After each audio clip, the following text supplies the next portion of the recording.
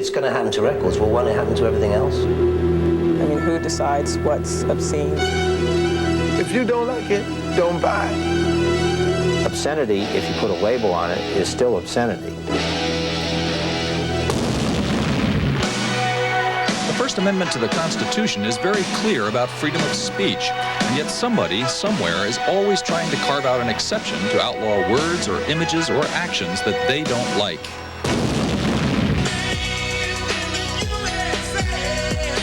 The most blatant attempt at outright censorship this year was directed at the Miami rap group 2 Live Crew and their admittedly X-rated raunch album, As Nasty as They Wanna Be.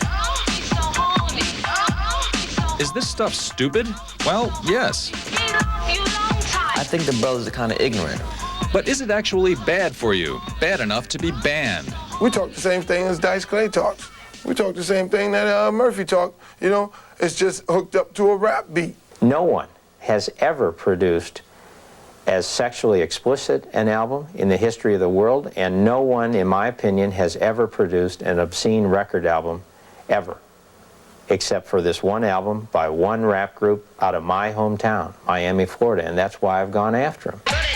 Jack Thompson, a born-again Florida lawyer and moral crusader, mounted a faxing campaign to police and prosecutors, urging a crackdown on 2 Live Crew. The immediate effect of this was to help 2 Live Crew sell lots and lots of dirty records.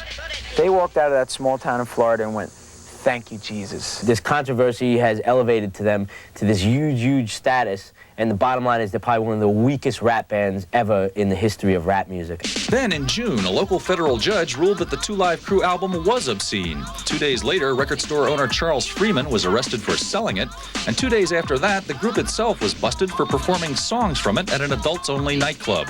Suddenly, the censors seemed to be winning. We got him. We got him real good.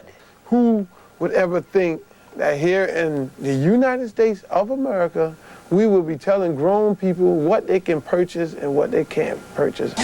When the obscenity case against 2 Live Crew finally came to court, though, a mostly white jury laughed it right back out again. We, the jury, find as follows. As to the defendant, Luther Campbell, the defendant is not guilty. Obviously, although a few battles were won this year, the issue of censorship was still very much alive. Who knows? It might be George Michaels. He might not be saying, "I want your sex" next year. You know what I'm saying? And then Guns N' Roses, and, you know, people who sell a lot of records. Next thing you know, Madonna, she had to put her clothes on her and share, you know? Before you know it, the music industry will be no more. In the end, though, even the hardest rockers agreed that self-appointed censors and other freelance prudes do sometimes serve a purpose. Thank you, Tipper and Jesse, for making sure that as long as there are a few four-letter words in the album, it will always sell an extra 1 million copies.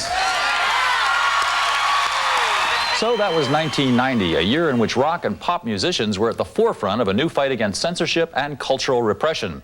MTV News. You hear it first. Music, television.